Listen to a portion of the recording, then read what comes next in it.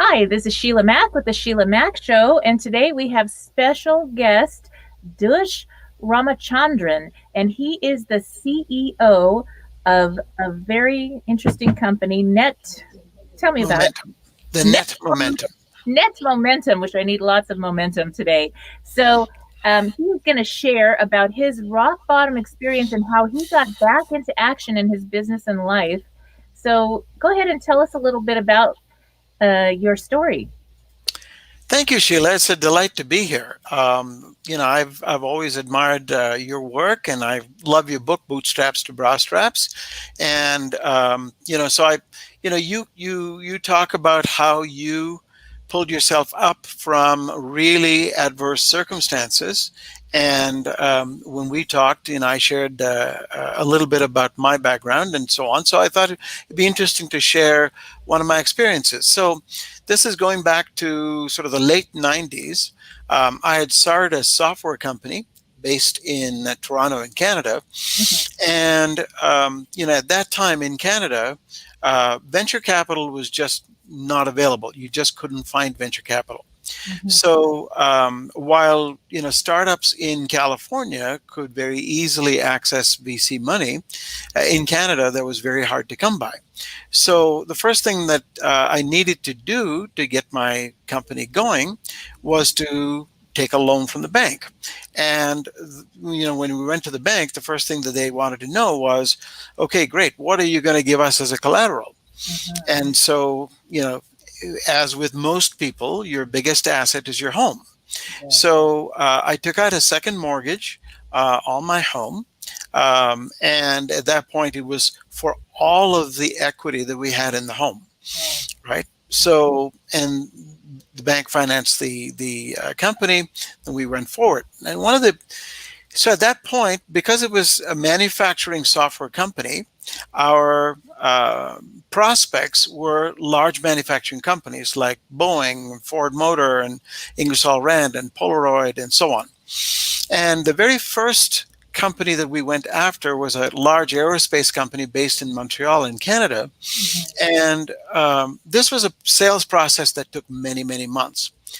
And, this was a large piece of business. It would have accounted for about $1 million or a little over $1 million. So that would have put my company on the map, and it would have been a really, really big thing.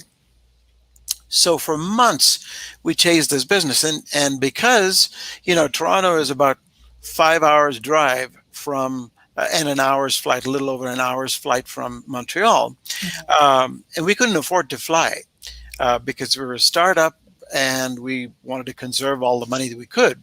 So I used to drive out to Montreal regularly every week and spend a night there and drive back, 5 hours up and 5 hours down. So this went on for several months, about 6 to 8 months. And finally, we had gotten all the way through. We had made this proposal, done demonstrations, given them customer referrals, all kinds of things. And during this time, we had racked up not just the home mortgage, but massive credit card debt as well, trying to fund our operations.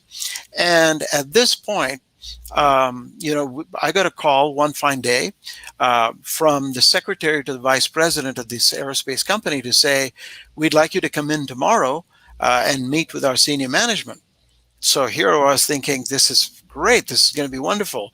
They're going to give us the business. So I figured, this time, because it was going to be the final thing, I was going to spring for a plane.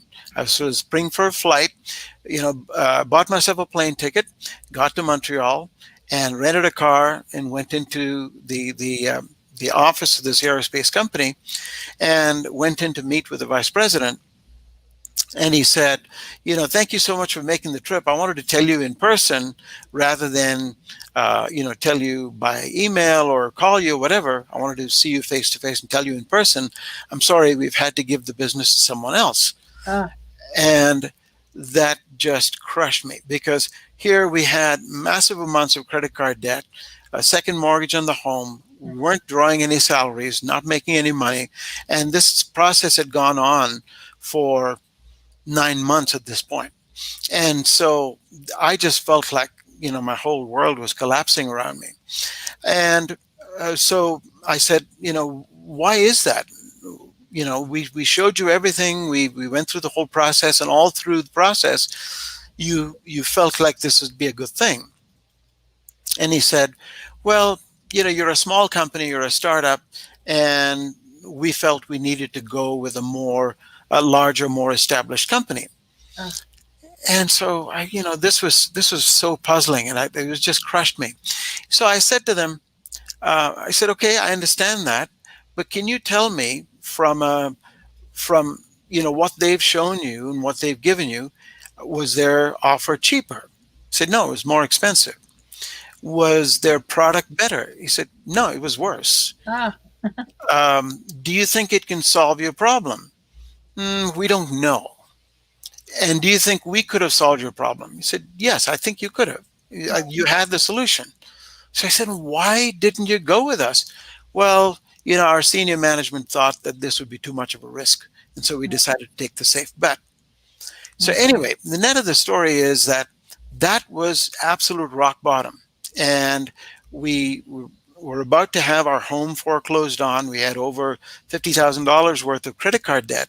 mhm. And basically, we clawed our way back from that, basically getting back into action. And I remember exactly how we did that.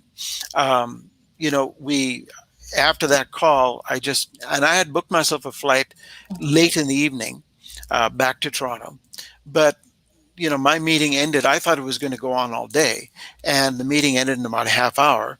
And so I got back to the airport around 11:30 in the morning, and I couldn't afford the change fees to get on an earlier flight. Right. And so I figured I might as well sit at the airport rather than, hang around.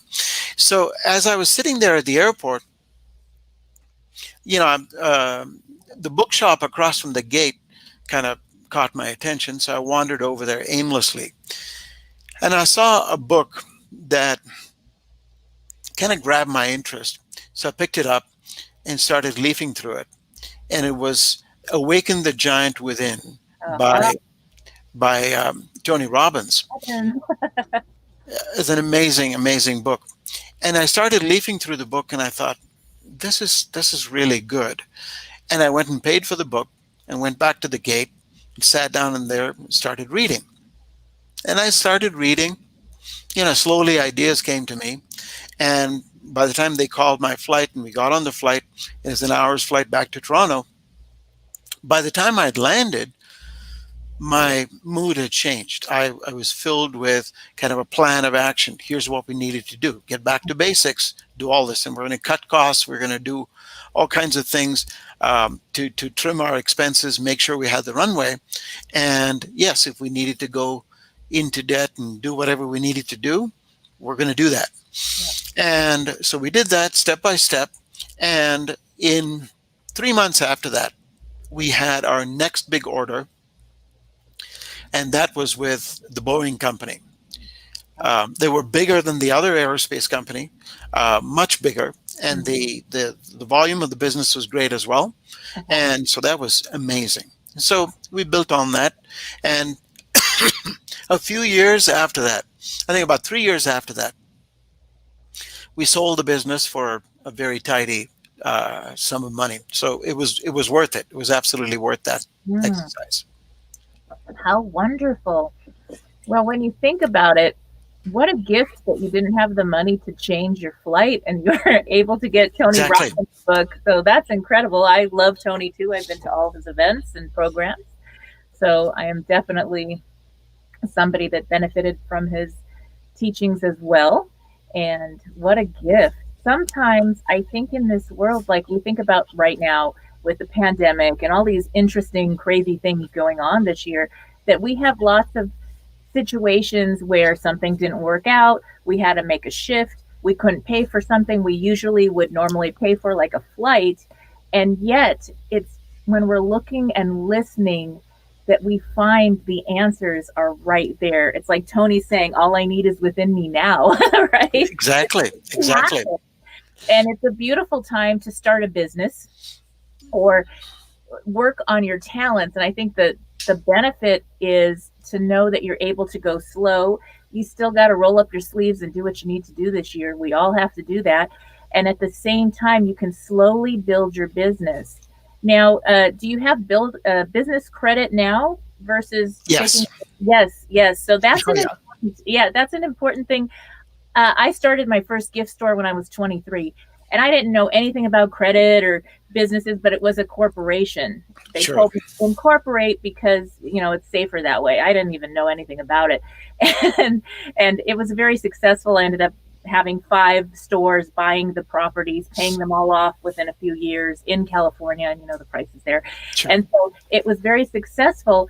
And within a few, maybe 6 months to a year, at by the time I was like 24, I was able to go anywhere with the business credit, and the business credit gave me about 10 to 20 times more than my personal credit. Exactly. And I could just go, I bought a van for the store, 0 interest. I mean, like, I got so many deals.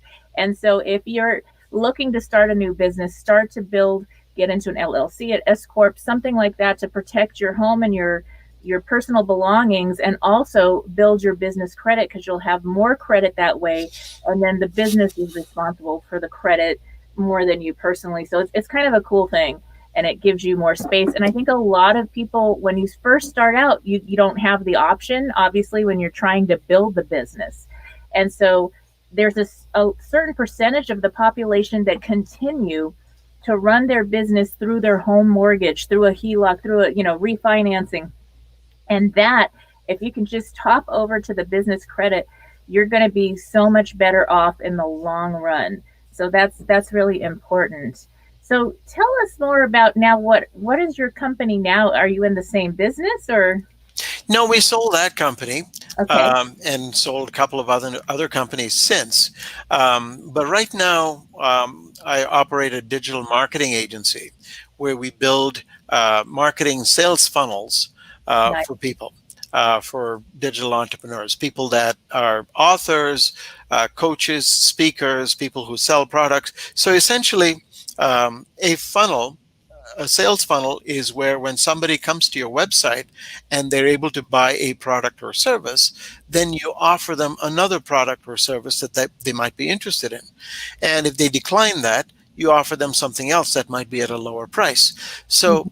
so that basically takes leads, people that come to your site, through a funnel to become customers, and you convert them at a very good rate. Um, one of the challenges that a lot of small businesses face is that while they have attractive products, they only sell one product at a time. Yes. And it's a lot easier to sell more to someone who's already bought than it is to go and find a new customer. So a sales funnel is an extraordinarily powerful way by which you can sell more to the same customers and increase the value of each person that comes to your site, both for yourself and for them. And you might think, well, I can see how a sales funnel would be good for me. How is it good for my customer? Well, think of this example. If you were selling an electronic product, let's say you were selling, just as a simple example, a DVD player, right? A portable DVD player, maybe, or an MP3 player, something that would need a battery. Now, wouldn't it make sense, once the person bought the product, to be able to also sell them batteries? I mean, often you say batteries not included, but that defeats the purpose. Why not sell them the battery as well? So, or if you think about, if you had an e-commerce store where you sold, let's say, bicycle apparel, bike shorts, for example. Now, when somebody buys a pair of bike shorts, wouldn't it make sense to offer them maybe a bike jersey, maybe a helmet, maybe gloves, maybe bike shoes, maybe socks, all of these, or a water bottle to go on the bike? There's a lot of things you can sell, and you can see that happen on Amazon. When you go and buy something on Amazon, you Yes. also see a recommendation at the bottom. Customers who bought this also bought this other thing. That's a Mhm. very simple way to add additional products to that particular sale. So you increase the value of the sale and offer more value to the customer as well. So we build that whole process for our clients. That is really good. We'll have to talk after the after the show about sales funnels. That's awesome. Absolutely, would love to. Yeah, yes, they don't have any yet. So that is great. Now tell me, you had mentioned something else. Any other rock bottoms? You said like your relationship went through a lot with the when you were going through ups and downs with the business. Yeah, and the challenge there was like I mentioned a little earlier. I'd taken a second mortgage on the home. Now, my wife at the time, we're since divorced, but my wife at the time was not really supportive of the whole idea of financing the business with the home mortgage. But she Mhm. kind of went along with it. But when this happened, when we lost that piece of business and we had the home mortgage creeping up on us, and the second mortgage on the home and the credit card debt, that put a significant strain on our relationship. Yes. And it used to lead to constant arguments and fights and so on and so forth. And it was only much later, once we'd gotten out of the hole, that things became a little bit better. But that was, and if you can imagine, you're dealing with stresses at work. You're trying to get the business going. You're trying to keep the thing afloat, and at the same time, you're also facing personal crisis at home. Yes. And it's not an easy situation to be in. So that was the other area of struggle as well.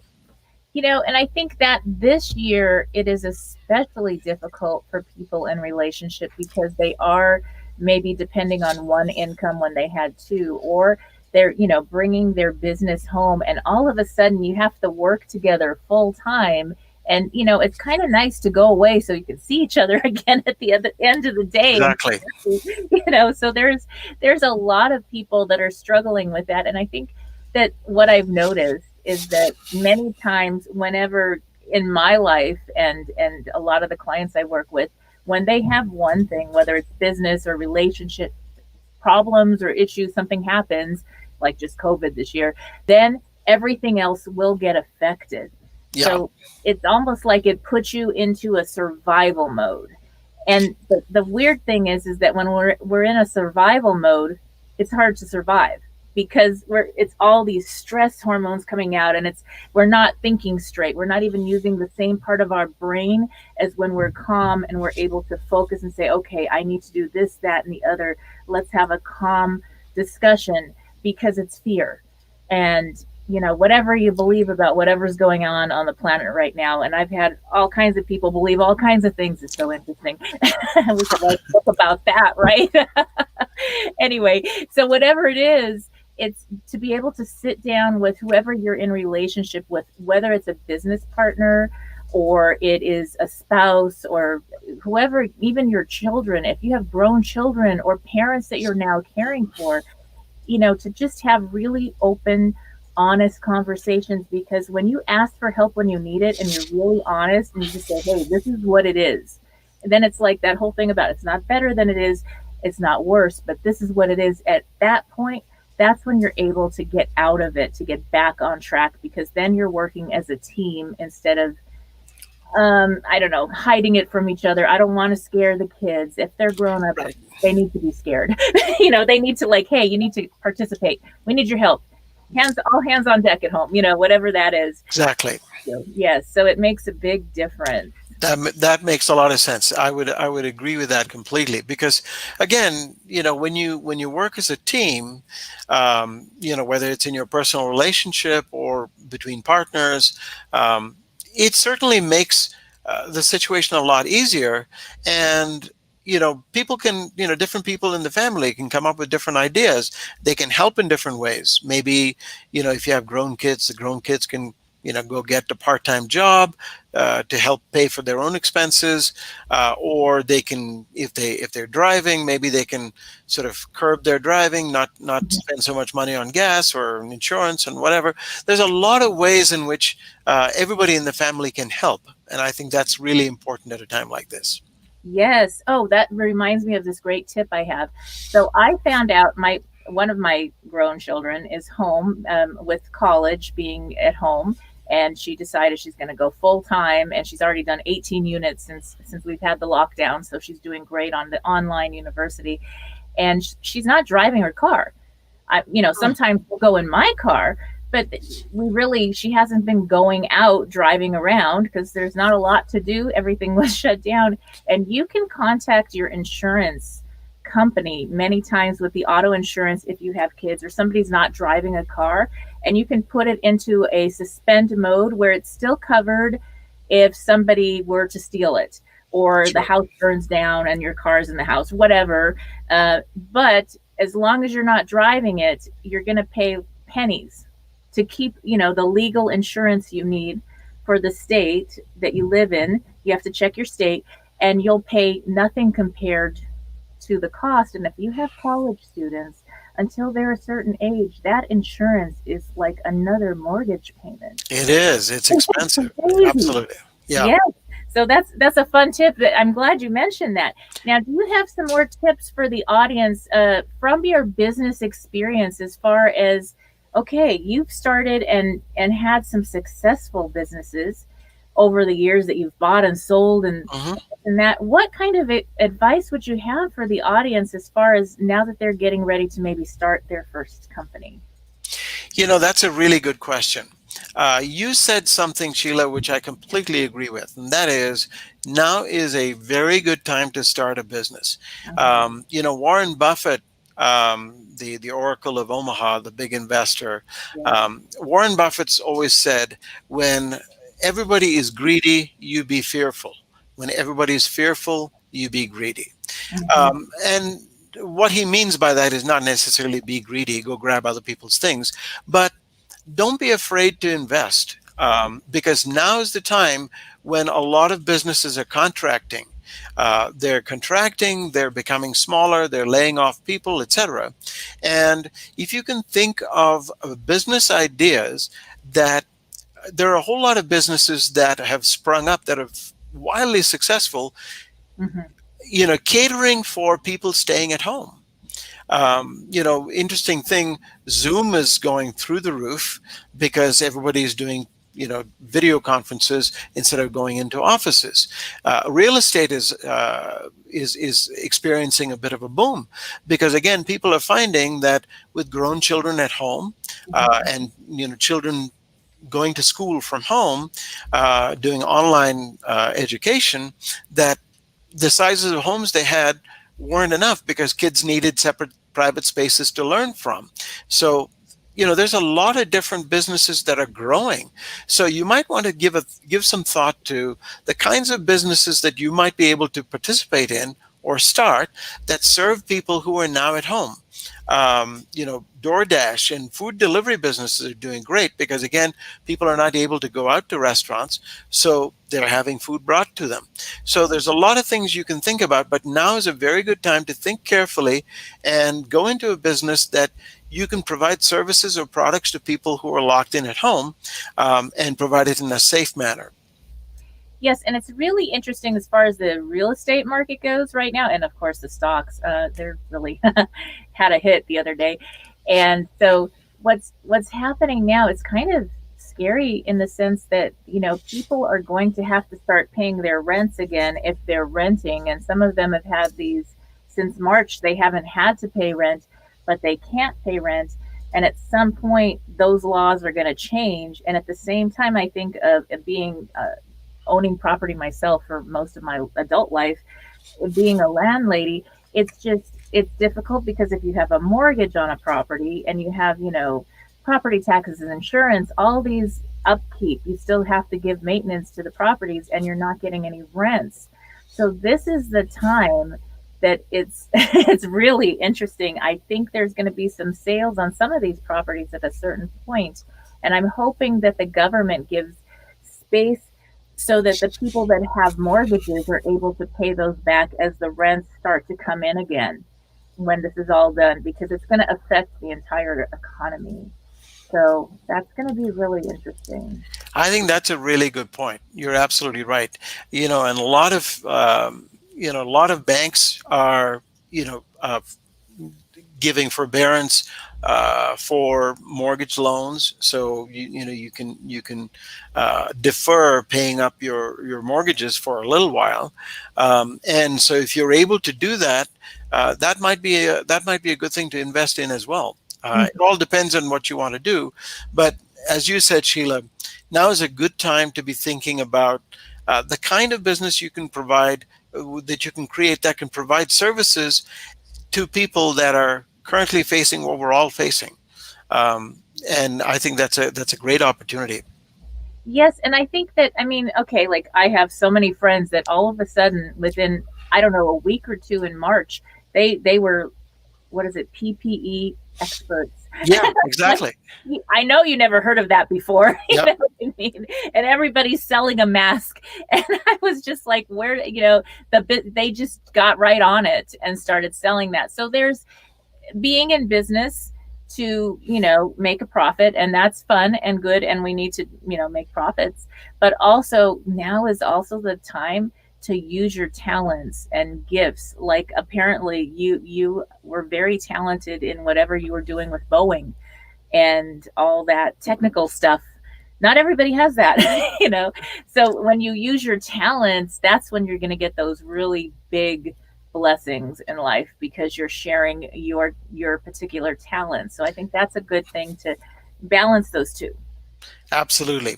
And I think it's really important to look inward and say, what do I really want to do?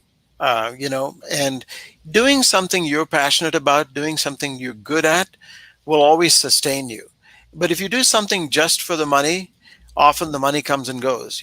Money ebbs and flows. So, the challenge with doing something just for the money is when the money isn't there, then it loses all meaning. But if you're doing something that you're truly passionate about, whether it's helping people or being in a particular field, teachers, for example, there are a lot of people who are very, very passionate about teaching. Nurses, they care so much about their patients. They do an amazing job. And, currently, teachers, nurses, grocery workers, truck drivers, these are the people on the front line that Yeah. are doing so much to keep us fed and educated and in good health. So if that's one of you, then kudos. I'm so lost in admiration of that. Yes, and I think that I really hope one day our teachers do get a pay raise, because that is such a thing to teach students. I It actually is. two teaching credentials, and with my six children, I adopted three are mine, in order to get them to go to these very nice private expensive schools, because they needed to do things differently. Some of the kids came and they were a little active, and they needed Montessori, and they needed Waldorf or something different. I was able to teach in these schools and negotiate for free tuition. For six kids at 25, 35,000 a year per kid, It adds up. it's like, and they paid me. This was awesome. So, so think about ways you can negotiate with what you're doing to get it could be barter, it could be an exchange of, I'm going to help babysit your kids, or with tutoring the kids, and could you help me with my lawn service, or whatever Sure. whatever trade off.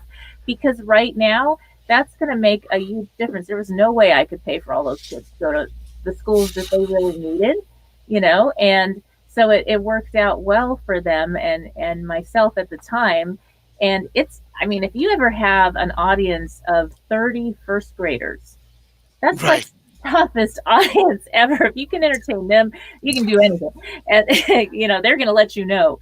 And so that was quite a job. And for the pay, it doesn't really pay enough to even sometimes make ends meet, True. depending on where you live in the city.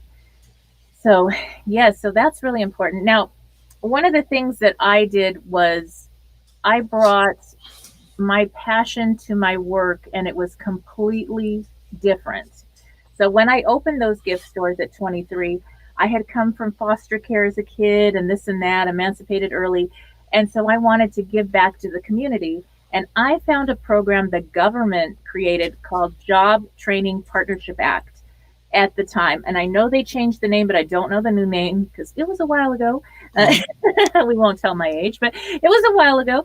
And so the government will work with companies, at least they did, and I created a training program for at-risk youth. And I had over 100 kids go through my training programs on how to operate every aspect of a gift store. Now I'm a young person. I had, my rents were like 5,000 a month per store because I had big, and then it was mortgages when I started buying the buildings. I had big stores. And so for me, I can't afford to pay so many employees. Yet at the same time, I was able to give back to these kids that were coming out of foster care and emancipating, and nobody would hire them. Yeah, And now they have their own businesses because they got to see what being an entrepreneur is like at a sure. young age. The government paid everything. They paid their salary, workers' comp, everything. I had to show them. It was back when you have the camcorder. Remember the Yep. big, Oh, yeah. it was like 20 pounds. Sure. And we would film me teaching the kids how to run every aspect of the store, and then I'd have to write a whole bunch of stuff up and send it in to prove that this is what we were doing. And we would go on field trips to the mall and see, okay, we're going to go to Nordstrom's now. Let's see how these people are treating us. Look at how they pack the gift that we purchased, and look at how they hand us the bag, and look at what they say. Now we're going to go to another store, and the employees are rude. And Uh, which way do you want? I want my clients to feel really good when they come to the store. And so even if you're working in something completely opposite than your passion, if you find an outlet or a way to combine it, whether it's a fundraiser, something for a nonprofit, whatever your passion is, that's going to bring so much more to what you're doing. It may be that you can't combine it exactly, but an expression of your talent is going to be so fun and rewarding. I think that was rewarding for me more than the store was successful because it had that heart. yeah, absolutely. I can see that. Yes, that made all the difference. And so that's another thing. If you are a younger person and you're like, oh my gosh, how am I even going to find a job? This is ridiculous right now because it is, there's less people hiring, this and that. Go volunteer. I know that sounds like, why would I do that? I can't afford to volunteer. When you volunteer, people will see, as long as you're showing up, how you're going to show up at a new job, they're going to see who you really are, and you'll end up getting like 5 different options of, Absolutely. yeah. I when I was younger, I would volunteer and I didn't even apply for jobs, and they'd be like, could you fill out the form, you're hired. I was like, I didn't even want the job. Okay, cool. And so that's what it was, showing up.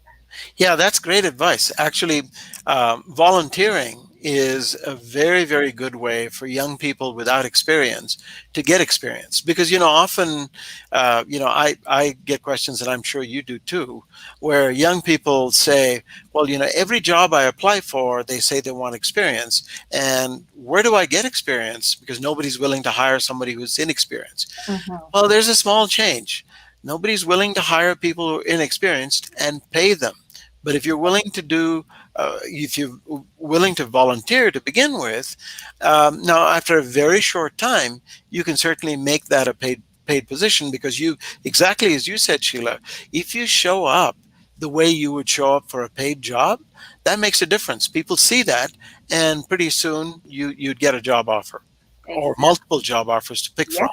Yes, yes, yes. And so, as an employer, if you have options and opportunities to give people internship, it could be a paid internship where you're paying them a base pay to help with gas and basic needs, obviously, or however you can figure that out. And then you say, okay, this is an internship for so long, and then you're going to get a letter from me, and you either decide if you want to stay and then you're offered a paid position, or you can go somewhere else.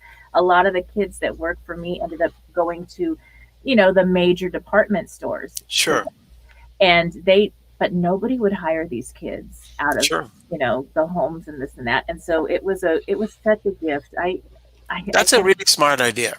Yeah, and it was a gift. It really was. And I could tell, just interviewing the kids, they really were hungry. They wanted to have an opportunity. So, don't judge where somebody's coming from. Judge who's showing up. Like, hey, you're Exactly. showing up. And I got people that aren't working that are getting paid a lot. Wait a minute, Exactly. you know? Exactly. And so that's it. And it's funny how it even changed. We didn't even do commissions in my store. Oh yeah. I actually would hire ladies that had babies that worked at the big department stores, and I'd make friends with them. This was really bad. I'd make friends with them, and the next thing you know, I'd be like, hey, I have two nannies and a big, like 700 square foot playroom, and across the street is the park on the other side. And so you can have your baby with the nannies because I had little babies at the time, and you can go ahead and work here. This is all I can pay you, but I have the nannies and flex time, and you can see Which is your baby. huge. And they didn't even make that up. I just was like, this worked, and Yeah. I got the top salespeople that knew, and they were training my kids. And so I was like, I Yeah. have top people training these kids on how to run a store. They were teaching me. And, Yeah. and That's you know, amazing.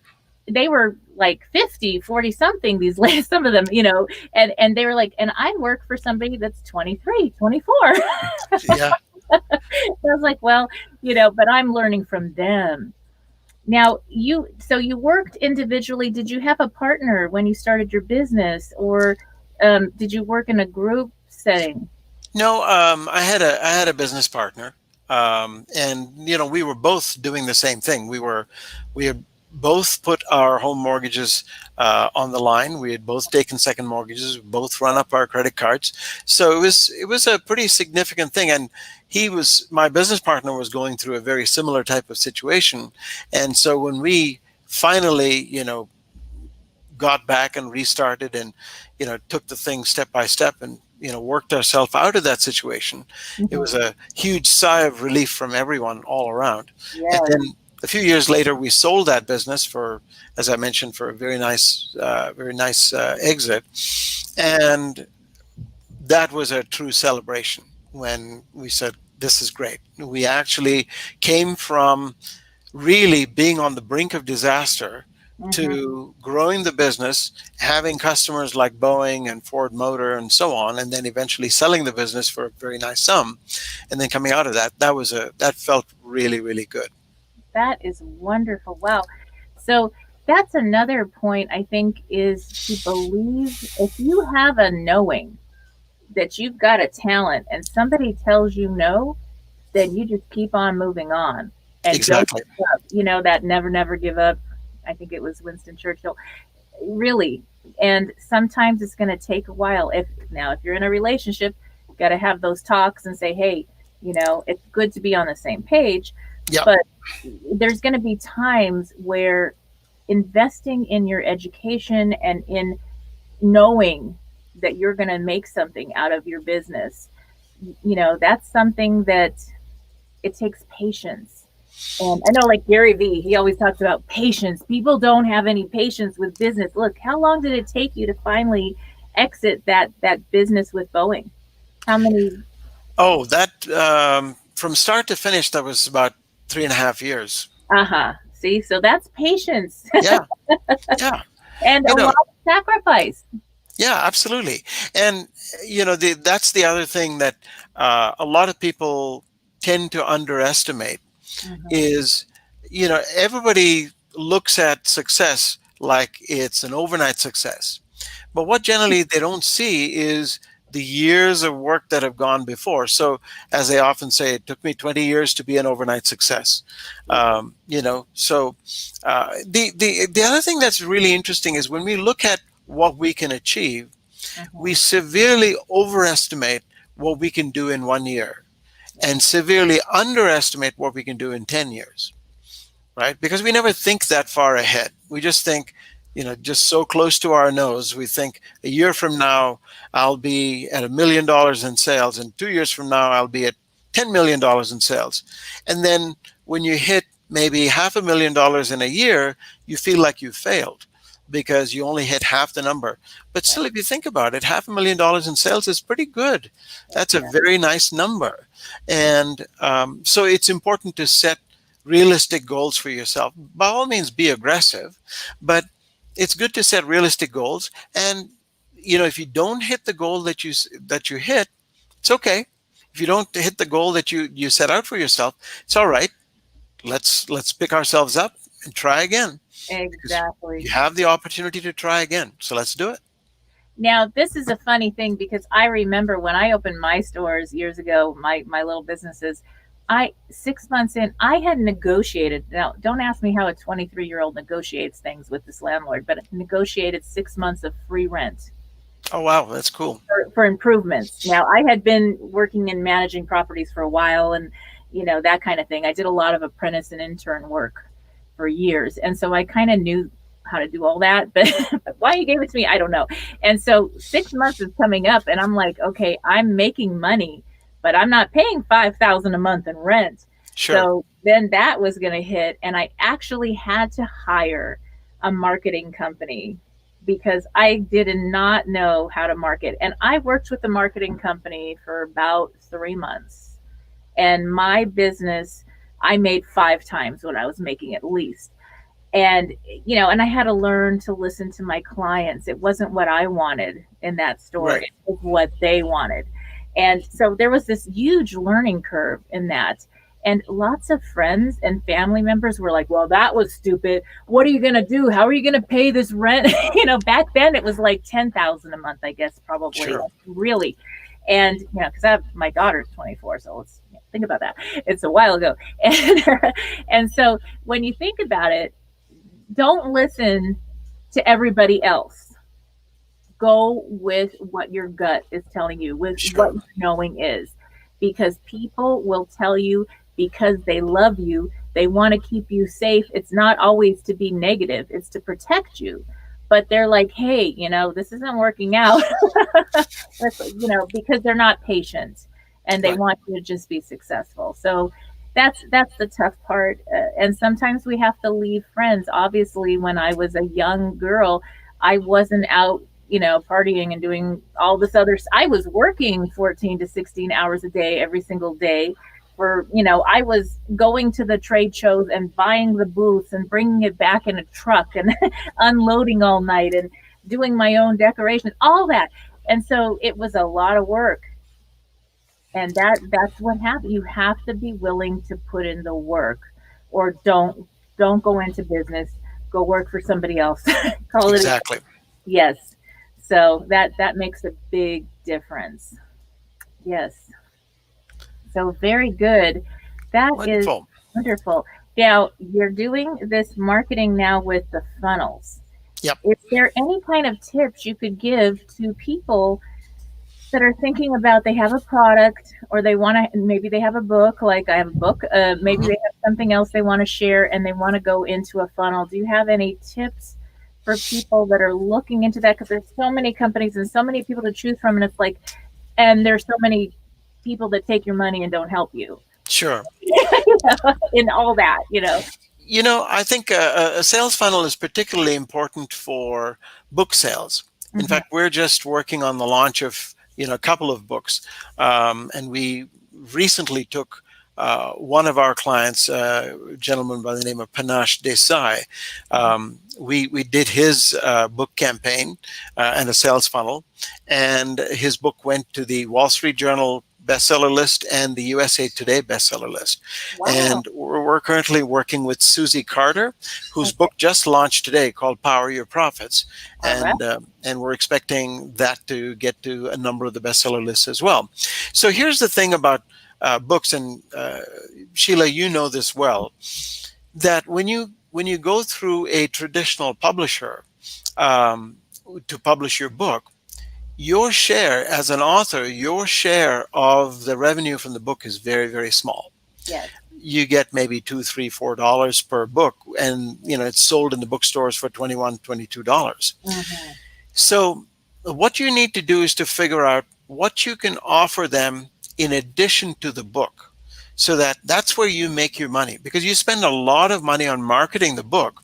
And if you had a companion product of some kind, maybe it's a digital product, maybe it's a video program, maybe it's a membership program, Hmm. something that you can offer. Maybe you can offer people an opportunity to have you go through the book chapter by chapter with them. Yes. Um, And this is sort of like you've got the book, now let the author lead you through the book, which is very, very powerful. And you can sell that because that's experiential. You can sell that for a lot more, and you can create a sales funnel around that. And we've helped a lot of authors take their books to the bestseller list. And so creating something of value which can generate profits for you over and above the royalties that you get from the book, that's really the key. That's how you get successful with a book. Otherwise, the book is nice for bragging rights, but Yes, you don't make a lot of money with the book. exactly. Yes, you have to have usually a brand with the book Exactly. is helpful, and it's kind of like your business card. Exactly. You know, And it helps because it helps sort of define you as a thought leader, somebody who is an expert in this particular place. And for example, your book, Bootstraps and Brass Straps, is really interesting because that speaks to how you built your business from the ground up. And it provides really practical advice for a lot of people that are looking to start their own businesses. I think it's really, really important. But and it sets you up as the thought leader in that space. So I think it's very important to do that.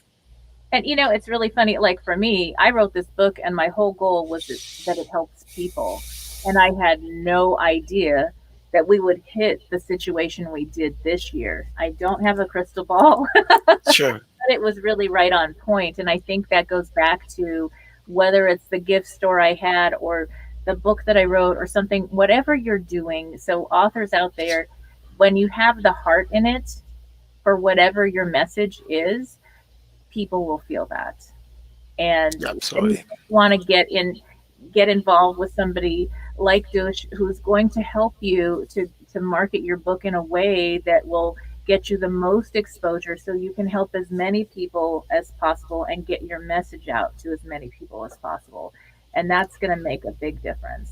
That's wonderful. Yeah. Absolutely. That makes all the difference. That's huge. Hmm. Yes. So that is really great. How many hours would the author have to spend on the book, or how many do you take over the whole process of doing these funnel marketing book launch things, or Yep, absolutely. We take it over completely. We write the sales copy. We create the sales pages. Do the technical integration between all the different pieces. Yep, everything. It's a done for you solution. We wow. take it. We take over the whole thing, and all you have to do is to write your book, Mhm. and be there to do interviews like this for people that might come along. But the sales funnel, you direct people to a sales page, and from there on, the funnel takes over, and everything else is done for you. It's completely automated.